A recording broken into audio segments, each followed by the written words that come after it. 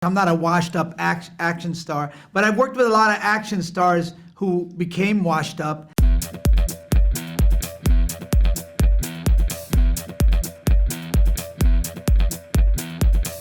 John had something which you can barely hear in the final edit, but man, it gets me every time. You said something about, oh yeah, I love a frozen ice treat. And he's talking about ice cream, but he calls it like frozen ice treat or something, which to me is just, and I think I even heard it when we were doing ADR. I don't even know if it's in the final whatever, but it's just like a crazy thing you say that you hear in passing. I was trying to channel privilege because I don't understand it. Frozen ice treat.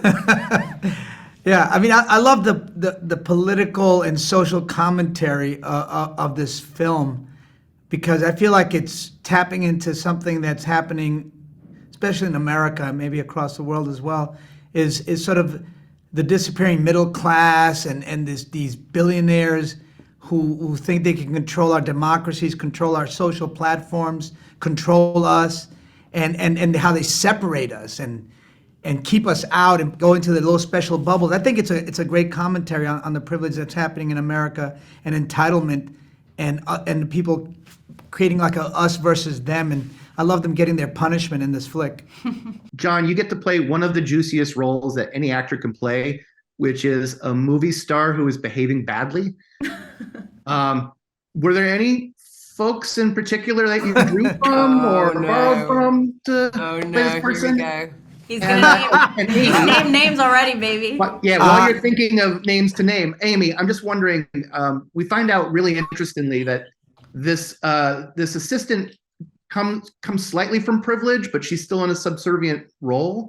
So I'm just wondering how you found the balance to kind of play those two tones, the same thing. John, you go first.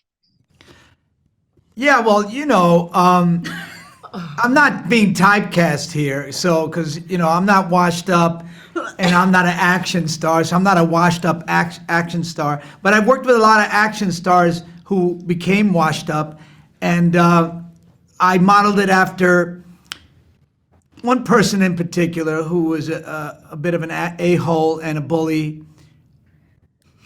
Okay, Steven Seagal. I modeled it after Steven Seagal because I did a movie with him, and in rehearsals he knocked me out.